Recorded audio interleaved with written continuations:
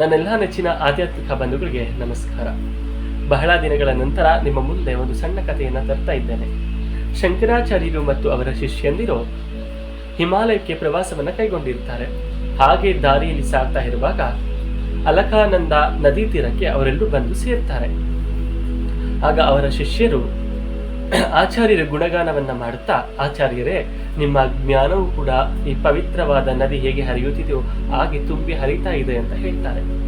ಆಗ ಆಚಾರ್ಯರು ಮುಗುಳ್ನಗುತ್ತಾ ಅವರ ಕೈಯಲ್ಲಿದ್ದ ದಂಡಕವನ್ನ ಆ ಪವಿತ್ರವಾದ ನದಿಯಲ್ಲಿ ಅದ್ದಿ ಎತ್ತಿ ತೋರಿಸ್ತಾರೆ.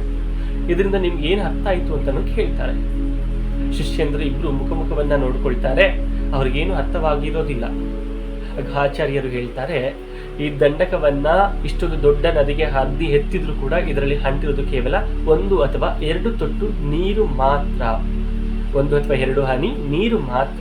ಹಾಗೆ ನನ್ನ ಜ್ಞಾನವೂ ಅಷ್ಟೇ, ಕಲ್ತಿದ್ದು ಸಾಸಿವೆಯಷ್ಟು, ಕಲಿಯೋಕಿರೋದು ಸಾಗರದಷ್ಟು ಅಂತ ಹೇಳ್ತಾರೆ. ನಮ್ಮ ಜೀವನದಲ್ಲೂ ಅಷ್ಟೇ, ಪ್ರತಿದಿನ ಪ್ರತಿ ಕ್ಷಣ ಒಂದಲ್ಲ ಒಂದು ಪಾಠವನ್ನ ಕಲಿತಾನೇ ಇರ್ತೀವಿ, ಕಲಿಬೇಕು ಕೂಡ. ಅನುಭವದಿಂದ ಕಲಿತ ಪಾಠ ಶಾಶ್ವತವಾಗಿರುತ್ತೆ. ಜೀವನ ಅನುಭವದ ಪಾಠವನ್ನ ಕಲಿಸುತ್ತೆ. ಯಾರು ಹೆಚ್ಚು ಅಲ್ಲ, ಯಾರು ಕಮ್ಮಿಯೂ ಅಲ್ಲ. ಅವರವರ ಪ್ರತಿಭೆಗೆ ತಕ್ಕಂತೆ ಅವರವರಿರ್ತಾರೆ.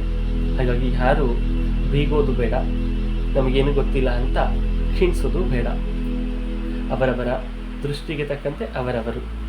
ಅಷ್ಟೊಂದು ತಿಳಿದಿರ್ತಕ್ಕಂಥ ಆಚಾರ್ಯರೇ ಕೇವಲ ನನ್ನ ಜ್ಞಾನ ಈ 2 ಅಥವಾ 1 ಹನಿಗೆ ಸಮಾನ ಅಂತ ಹೇಳಿರುವಾಗ ನಾವು ನೀವು ಎಲ್ಲ ಸಾಮಾನ್ಯರಲ್ಲಿ ಸಾಮಾನ್ಯರು ಅಲ್ವಾ? ಧನ್ಯವಾದಗಳು. ಇದೇ ರೀತಿ ಹೆಚ್ಚಿನ ವಿಡಿಯೋಗಳಿಗಾಗಿ ನಿಮ್ಮ ಬೆಂಬಲ ನನಗಿದ್ರೆ ಖಂಡಿತವಾಗಿ ಮಾಡ್ತೇನೆ. ಧನ್ಯವಾದ.